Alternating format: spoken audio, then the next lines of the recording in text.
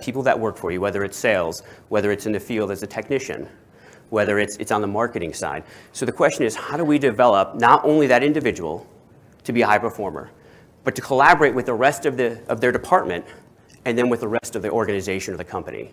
And so these are the big questions that most companies face today. And hopefully I can give you 10% of an answer of how you can replicate that within your own business. So the first thing that we touch on is the first thing you have to do to a team is to motivate them, right? And we can all agree with that. But the issue with motivation is we don't truly understand it. It's not what we think it is. When we talk about motivation, I can't just dump a bunch of motivation water on you and it works. We have to use the right type of motivation for the right individual, the right group, in order to get that change that we want. And this is where some of the behavioral science that we'll talk about will come in. But what's important to understand is more isn't always better. And I think within the pest industry itself, you use the wrong chemical, you keep dumping it, what happens? Probably not the intended effect you want. So it's ensuring that you're using the correct amount of motivation, the correct leverage to get that motivation, as well as to ensure that motivation isn't a short-term gain. And we'll get into a little bit of what that means here in a minute. And so one thing that I look at is Hell Week. So within SEAL training, on day 15 of training, you go through what's called Hell Week. Again, you'll get a lot more story of that tomorrow, but basically the very short rundown is 5.5 days, 4 hours of sleep. Now we would think that most SEAL candidates are extremely motivated to do the job, right? Yet somehow we have an 85+% attrition rate. In fact, in my class, I started with well over 200 people, and I finished Hell Week with 28. So when you think about that, it's obviously motivation isn't enough. It's how do we create that motivation? How do we create that value in the individual so they're buying and endorsing and creating what's called volition of the behaviors that we want them to do? And that's ultimately should be the goal of every leader. Now, I will also say, in case you ever hear another SEAL talk, we have a statement that basically says, we'll give our class number, and of course it was the last hard class that's ever gone through training. So I was 245, and it was the last hard class, just so everybody knows. All right, so through my time, I was studying behavioral science. And looking back, I spent years trying to figure out what makes a good leader. I looked at both the good leaders I had, and probably more importantly, I looked at the poor leaders that I had. Because obviously it's easier to learn from them than it is from the really good ones. We know what we shouldn't do, maybe not necessarily what we should do. But being able to pick up what a poor leader does allows you to grow enough to develop, you're kind of getting on the right track, and you make small course corrections from that. So here's what I learned from two behavioral scientists named Ed Deci and Rich Ryan. They created 60-something years ago a behavioral science called self-determination theory. Now, what it sought out to do didn't happen. So Ed Deci was, I think, Cornell University at the time, finishing up his PhD, and he set part of his dissertation was to validate, if I pay you more money, you'll do a better job. And I think that's kind of a gold standard within corporate America, is that assumption that we can put a little more money at that problem, at that individual, that group, and we'll get the performance that we want. Well, the reality is, as leaders, does that truly work? Not really, and it affects your P&L pretty bad, doesn't it? So as we think about this, here's what ended up happening. He gave 3 different groups a task, the same task, and said, I will pay you $10 to complete this task in 15 minutes. I'll pay you $10 to do this, and the final group, I'll pay you nothing. Well, then he left. The first group went through, everybody did it, was a non-issue. Well, then the next round was, okay, I'll pay you $10 to complete this task, but I'll be right back. To the next group, same thing. And then the third group, no pay, I'll be right back. So what he found was the pay didn't increase the performance, it didn't increase the accuracy, and it certainly didn't increase any behaviors after the fact. And so case in point is, if I pay someone $500 to open and close the door 10 times, will you do it? Of course. Will you do it on the 11th? If there's no incentive for you? Probably not.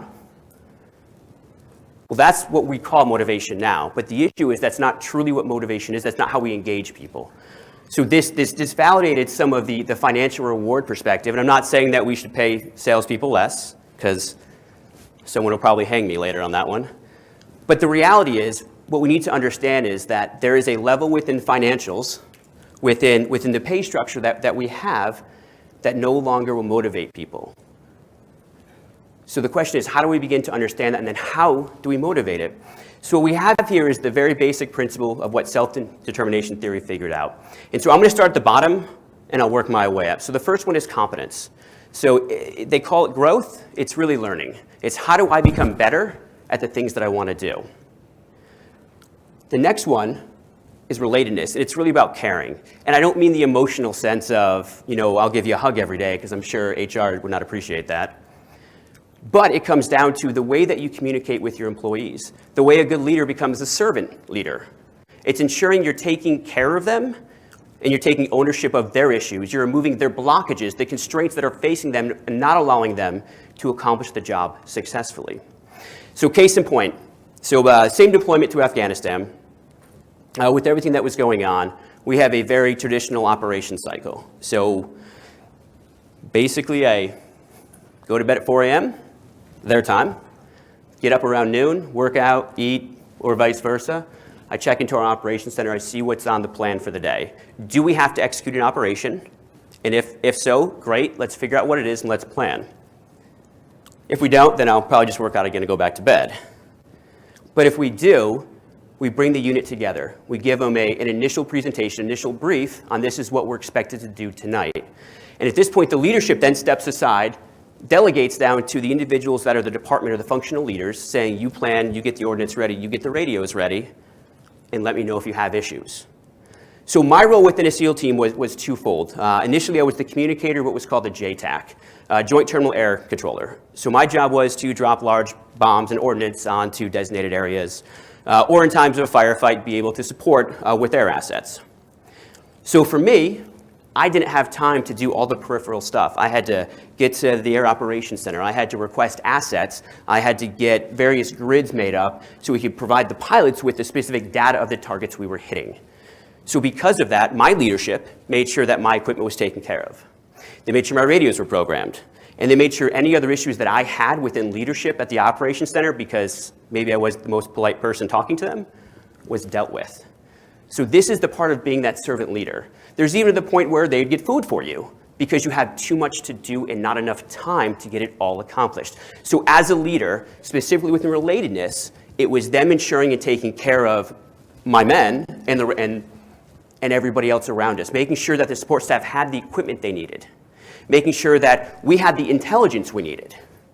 So that is when I talk about relatedness, that is really what I'm talking about. It's not about the emotional state, I think, when we initially talk behavioral science that we automatically go to. It's that initial response of, oh, caring, yeah, we're not going to go down that road.